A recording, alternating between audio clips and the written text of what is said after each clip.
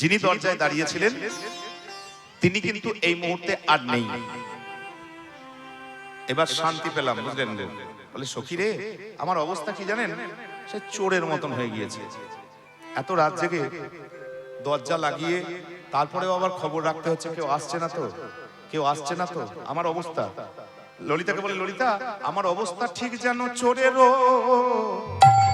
রমণীর মতন, চোরের মনের আমি কথা কইতে নারি সইতে যেন চোরের মনের মতো নারী সইতে নারী চোরের মনির মতো। মাগো খুব মন দিয়ে বুঝবে, কিন্তু না বুঝতে পারলে কিন্তু আনন্দ লাগবে নাচতে, একদম কথা নয়। চোরের বউ রাধারানী বলছে আমার অবস্থা এই মাঝ রাতে, খাওয়া দাওয়া বাদ দিয়ে, ঘুম বাদ দিয়ে, চোরের বউয়ের মতন। চোরের বউয়ের মতন, আচ্ছা বলি, দু লাইন বলতে হবে, নাহলে বুঝতে পারবে না। ধরো আগেকার দিনে সিধেল চোর, ওই 2-1000 টাকা হলেই হবে, ছিচকে চোর বলে না। এখন তোমাদের গায়ে কীর্তন হচ্ছে, মনে করো বোঝানোর জন্য বলো, তোমাদের গায়ে কীর্তন হচ্ছে, অনেক বাইরে বাইরের লোক থাকে, কলকাতা দিল্লি সবাই কীর্তনে এসেছে। এখন খুব ধনী লোক, আমি বোঝানোর জন্য বলছি, বুঝতে পারলেই হলো। ধনী লোক, এবার মায়েদের একটা সমস্যা হচ্ছে কি পরে যাব, গান শুনতে যাবে কি পরে যাবে। সকালে ধনী লোক, সকালে যে জামা প্যান্ট এই শাড়িটা পরে গয়নাটা পরে গিয়েছি, রাতে আর ওইটা পরে যাওয়া যাবে না, সবাই লক্ষ্য করবে না। এত ধনী লোক বাইরে থাকে, দিল্লিতে থাকে, এই দিদি গান শুনতে যাবি না? এখন 3-4টে মালা খুলে, বুঝলেন গো, যেটা আমাদের স্বভাব মায়েদের, দোষ দিচ্ছি না, একদম ওইভাবে নেবেন না। খুলে ভাবছে কোনটা পরবো। আরে তাড়াতাড়ি যাবি তো, আয়, মেঘ করেছে, ছেলেটার গান শেষ হয়ে যাবে, তাড়াতাড়ি আয়। দিদি করেছে কি দেখছি, লোকটা ওই পাড়ায় বাড়ি তো, লোকটাই যদি চলে যায় ঝট করে একটা সোনার গলায় গছিয়ে নিয়েছে, আর বাকি দুটো পড়ে রইলো বিছানাতে। বড় লোকের ব্যাপার, নেমে চলে গিয়েছে, ঘরে কেউ নেই, সবাই তালা বন্ধ করে। এখন চোরের কপাল ভালো, বুঝলে, চোরের কপাল ভালো, সেই ঘরেই একবারে পাইপ দিয়ে উঠে দুতলায় উঠে টর্চটা জ্বেলেছে আর চকচক করে উঠেছে বিছানা। এবার 2-1000 টাকা চোর, বুঝলে গো, অত দামি জিনিস দেখেছে, ভয় পেয়ে গিয়ে চপ করে একটা নিয়ে চোরে গুজে তত্তর করে নেমে, এই মনে করো একবারে কাঁদর কুলো পেরিয়ে একবারে কিন্নাহার, ওই বাঁধের উপরে উপরে হাঁটতে হাঁটতে মেরিটি পেরিয়ে একবারে গিয়ে মনে মনে ভাবছে, আচ্ছা কি নিলাম, আসল না নকল, একবার দেখবো না। মাঝরাতে, রাত 2টো বাজছে, এই দেখো দেখো কি করেছে। মাঝরাতে কোঁচরটা খুলে, চোখ তো একবারে ছানা বড়া, ডায়মন্ড নেকলেস, হীরের হার, মোটামুটি এত বড়। এখন 1,20,000 টাকা, এখনকার ভ্যালুয়েশন হলে 20 লাখ টাকা, খুব কম করে। চোর ভয়ে কাঁপছে, এই জিনিস সামাল দিতে পারবো না আমি। 2000 টাকার লোক বড় জোর, এই কীর্ণাহার এলাকায় অথবা এদিকে যদি লাভপুর যায়, সাঁইতিয়া যায়, যার ঘরে 20 লাখ টাকার হার আছে তাকে এই এলাকায় সবাই চেনে। এ সামাল দিতে গেলেই ধরা পড়ে যাবে। চোর বুদ্ধিমান, দেখছে বিচলিত হয়ে লাভ নাই, মন দিয়ে শুনবে গো, বিচলিত হয়ে লাভ নাই। কি করেছে দেখো, রাত্রিবেলায় ঘরে এসেছে, ওই মনে করো কীর্ণাহার পেরিয়ে নানুরের ওদিকে বাড়ি, বউকে ওঠাচ্ছে, বউ ঘুমাচ্ছে তো খিল লাগিয়ে, এই ওঠো। এত তাড়াতাড়ি বাড়ি ফেরে না, আজকে ফিরে গেছে, এই ওঠো না। খুব বিরক্ত, কি হলো কি, আরে ওঠো, হ্যারিকেনটা ধরো, এই এত রাতে হ্যারিকেন, আরে ধরাও না। হ্যারিকেনটা চোখ রগড়াতে রগড়াতে ঘুমের ঘোরে কি ছাইপিন্ডি গিলে এসছে দিয়ে, আরে ধরাও না।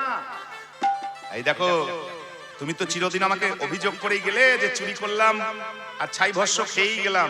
এই দেখো কত ভালোবাসি, দেখো তোমাকে, তোমার জন্য আজকাল বিক্রি করিনি, তোমাকে ভালোবাসি বলে তোমার জন্য। এই নাও,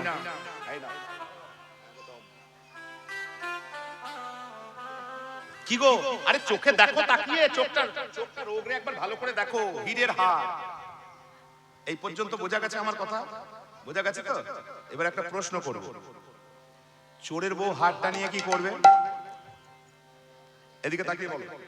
ওমা তোমরা বলো, চোরের বউ হাতটা নিয়ে কি করবে? কালকে সকালে গলায় পরে বাসন মাজতে যাবে? আচ্ছা বাদ দাও, পরশু গ্রামে একটা বিয়ে আছে, অনুষ্ঠান আছে, সবার নিমন্ত্রণ আছে, হীরের হারটা গলায়, সেজে গুজেই তো বিয়ে বাড়ি সবাই যায়, চোরের বউ হীরের হারটা গলায় দিয়ে যাবে? আরে কেউ চেনে না। এইবার সাংঘাতিক সমস্যা, খুব মন দিয়ে শোনো। সকালবেলায় আর কাজে মন লাগে না, সিন্দুকের ভেতর হাতটা ভরে রেখেছে তালা মেরে, কখন রাত্রি হবে। সারাদিন কাজ করছে আর ছটফট ছটফট করছে, সেই হাত যেই সন্ধ্যা হয়েছে শেকলটা খিলটা ভেজিয়ে দিয়ে, স্বামী চলে গিয়েছে চুরি করতে, খিলটা ভেজিয়ে দিয়ে একটা ছোট্ট মতো আয়না আছে, আর হ্যারিকেনটাকে ধরিয়ে সিন্দুক থেকে হাতটা খুলে ওই আয়নার সামনে গলায় পরে বসে।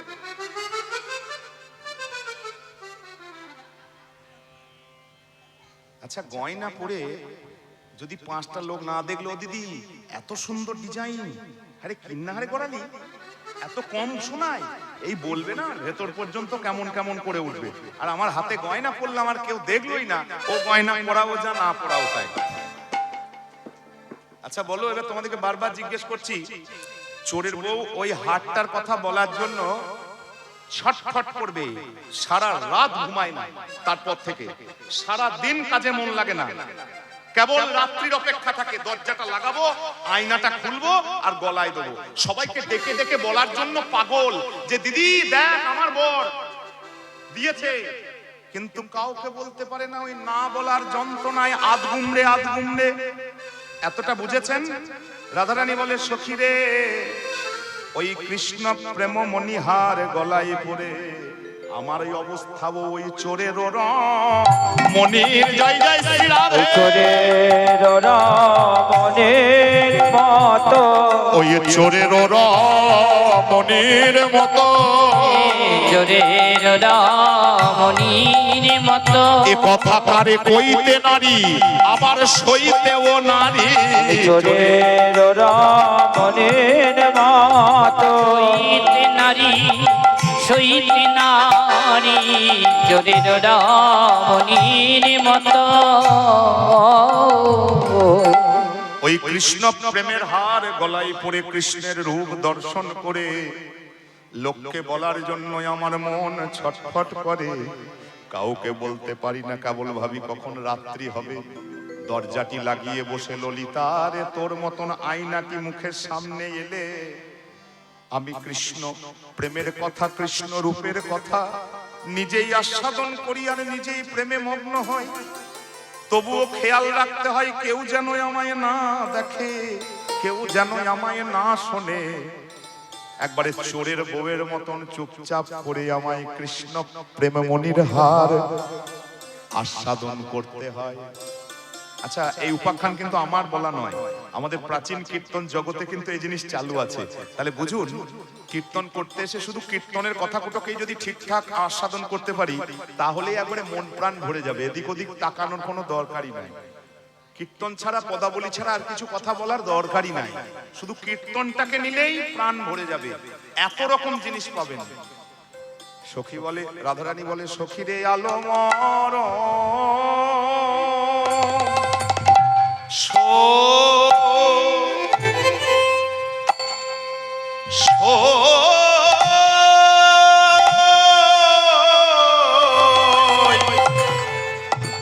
এখন আমার কিনা জ্বালা হো ও আলো মরমে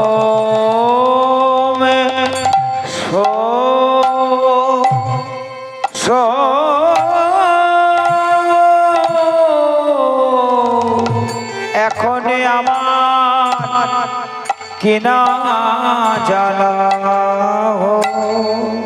ও ও এলো, ওই আলো মরম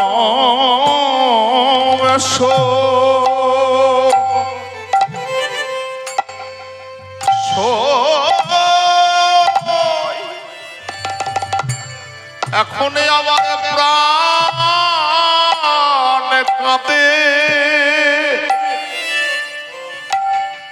আখি আখি ঝুরে আমার প্রাণ কাঁদে আখি আখি ঝুরে দেখে আমার প্রাণ কাঁদে আরে আখি আখি ঝুরে প্রাণ কাঁদে আখি আখি ঝুরে আমি করি কি রীতি আমি করি কি রীতি আমি করি প্রীতি আমি করি কীর্তি আমি করি প্রীতি পরম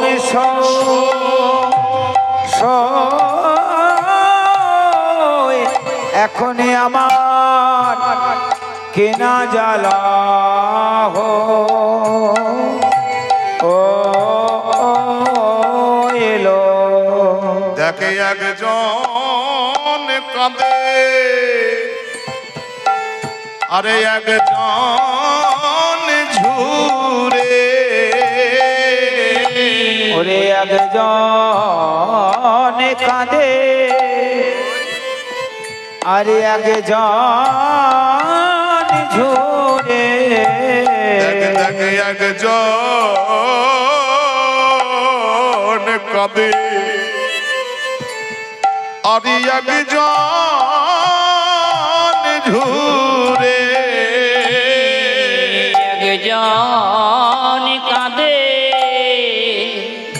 আর একজন ঝুরে তবে যে কাঁদে সে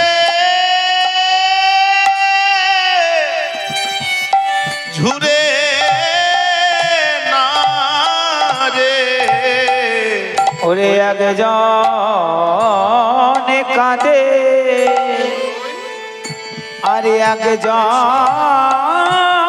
ঝরে কাঁদেছে ঝুরে কে কাঁদে আর কে ঝুরে আমার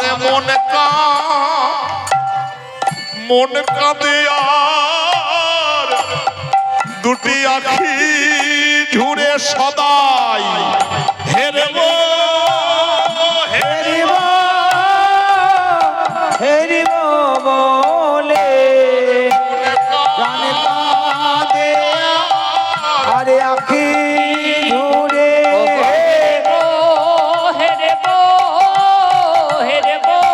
সদায় প্রাণ কাঁদে আর আখি ঝরে সদায় প্রাণ কাঁদে আর আখি ঝরে শ্রীরাধে প্রাণ কাঁদে আর আখি ঝরে ওরে একজন কাঁদে আর একজন ঝরে যখন থেকে আমি গোবিন্দ রূপ দেখে এসেছি দেখ দেখ সই আমার খাইতে শোভাত নয় নয়নের নিদ গেল দূরে ও দূরে রে আমার নয়ন হতে ওরে খাইতে সোয়াথ না আমার নে গেল দূরে ও দূরে রে আমার নয়নে হতে নিরবধি প্রাণ ওই কানু লাগি ঝুরে আমার নিরবধে প্রাণম ওই কানো লাগি ঝুরে প্রাণ মন কানু লাগি ঝুরে প্রাণ মোর কানো লাগি ঝুরে প্রাণ মোর কানু লাগি ঝুরে মরমে সো ও এখন আমার কিনা জ্বালা এলো আমার নয়নেতে ঘুমাসে না আমার নয়নেতে জানিস ললিতা ঘুমাসে না সদায় বধুর কথা কথা মনে পড়ে আমার নয়নেতে ঘুমাসে না সদাই বধুর কথা মনে পড়ে আমার নয়নেতে ঘুমে আসে না খাইতে সোয়াদ নাই নয়ন হতে নিদ গেল দূরে নিধি গেল দূরে নিরবধি প্রাণ প্রাণম ওই কানু লাগি ঝুরে কানো লাগি ঝুরে সই সই আমার অবস্থাটি কেমন জানি আমি সব জানি তবু আমার অবস্থাটি কেমন জানিস যেন নবীন মুখের মিন মিন মরণ না জানে ও জানে রে যেতে পথ পাই না রবিন পাউখের মিনে মরণ না জানে ও জানে রে যেতে পথ পায় না দেখবেন লক্ষ্য করতে হবে আগেকার দিনে বেশি দেখা যেত এখন ওই চর্চা আমাদের নেই তবে আপনারা জানবেন মিনের নবীন পাউখ হলে কখন বর্ষাকালে মিন মানে মাছ মাছের পাউক কি জিনিস যখন বর্ষায় তরঙ্গ আসে জলে জল যখন উজানে বয় মাছ কিন্তু উল্টো দিকে যায় দেখবেন মাছের স্বভাব হচ্ছে যেদিকে জল যাচ্ছে মাছ তার উল্টো দিকে যাবে বিশেষ করে বর্ষাকালে এটা বেশি হয় কোনো মাঠ থেকে কোনো মাঠে জল পড়ছে জল এইদিকে পড়ছে এইদিকে না গিয়ে মাছ এইদিক থেকে উপর দিকে উঠবে সমুদ্রের মাছ নদীতে চলে আসবে নদীর মাছ খালে নালাতে ঢুকে যাবে মাছ জানে আমি ধরা পড়বই আর মরবই তবুও নিজেকে রোধ করতে পারে না মিনের নবীন পাউক হলে আর বর্ষাকালে স্রোত পেলে যেমন মিন উজানে বয় মিনের যেমন মরণ বাঁচন জ্ঞান থাকে না ঠিক তেমন সখীরে আমার দশাও ঠিক নবীন পাবুকের মিন যেন মরণ না জানে ও জানে রে যেতে পথ পাই না নবীন পাউতেরি মরণ না জানে ও জানে রে যেতে পথ পাই না তেমন কানুয়নু রাগে চিত ধৈর্য জনা মানে যেমন রাগে চিত ধৈর্য জনা মানে চিত ধৈর্য না মানে চিত ধৈর্য জনা মানে চিত তো ধৈর্য না মানে মরম